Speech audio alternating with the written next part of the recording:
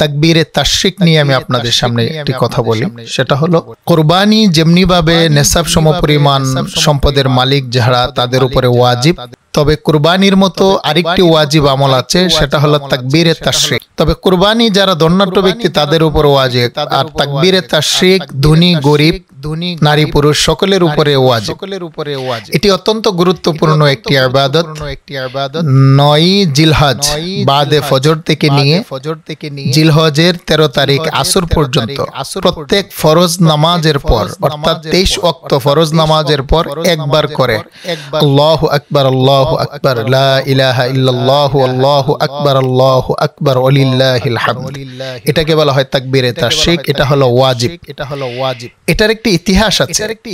সাইয়েদানা ইব্রাহিম আলাইহিস সালাতু ওয়াস সালাম যখন ইসমাঈল আলাইহিস সালাতু ওয়াস সালামকে নিয়ে মিনার প্রান্তরে জবাই করছেন, ইসমাঈল আলাইহিস সালাতু ওয়াস সালাম নিচে শায়িত আছেন আর ইব্রাহিম আলাইহিস সালাতু ওয়াস সালামের হাতে ধারালো ছুরি, তিনার গলার মধ্যে ছুরি চালাচ্ছেন।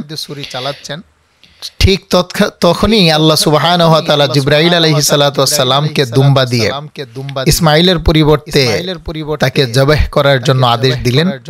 জিবরাইল আলাইহিস সালাতু ওয়াস সালাম এখনো জমিনে আসেননি, প্রথম আকাশে এসেই তিনি আওয়াজ দিতে লাগলেন আল্লাহু আকবার আল্লাহু আকবার।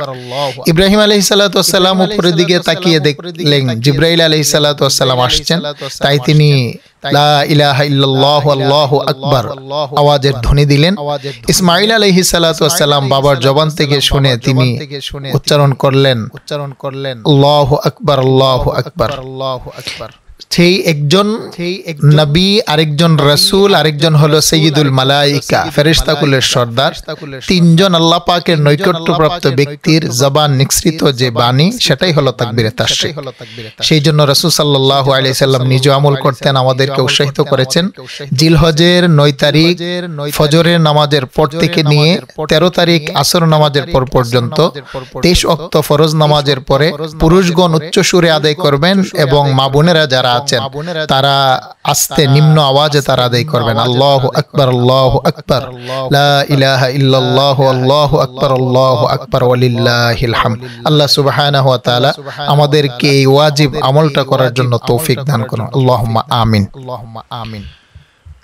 সম্মানিত দ্বীনী ভাইরা, সামনে আমাদের পবিত্র ঈদুল আজহা। এই মাসে অত্যন্ত গুরুত্বপূর্ণ একটি দিন। ঈদের দিনে সবচাইতে বড় ইবাদত হচ্ছে কুরবানি। তো ঈদুল আজহার দিনের কিছু সুন্নত আছে।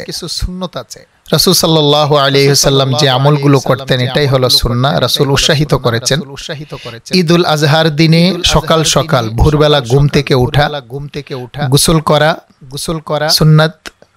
সকালবেলা ঘুম থেকে ওঠা সুন্নাত। মেসওয়াক করা সুন্নাত। পরিষ্কার পরিচ্ছন্ন কাপড় পরিধান করা সুন্নাত।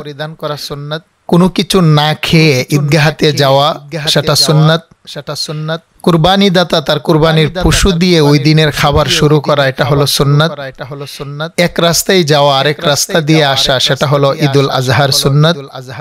এবং তাকবীর উচ্চ আওয়াজে পড়তে যাওয়া, এটা হলো সুন্নাত। আল্লাহু আকবার আল্লাহু আকবার লা ইলাহা ইল্লাল্লাহু আল্লাহু আকবার ওয়ালিল্লাহিল হামদ, এটা হলো সুন্নাত। এবং খুশবু ব্যবহার করা, আমরা আতর বলি, এই খুশবু ব্যবহার করা সেটা হলো সুন্নাত। ঈদুল আজহার দিনে এই কাজগুলো রাসূল সাল্লাল্লাহু আলাইহি ওয়াসাল্লাম নিজে করতেন এবং উম্মতদেরকে উৎসাহিত করেছেন। সেই জন্য সম্মানিত দ্বীনী ভাইরা, আমরা অবশ্যই ঈদুল আজহার দিনে এই আমলগুলো সুন্নতগুলো আমরা পালন করার জন্য চেষ্টা করব। আল্লাহ সুবহানাহু ওয়া তাআলা আমাদেরকে তৌফিক দান করুন।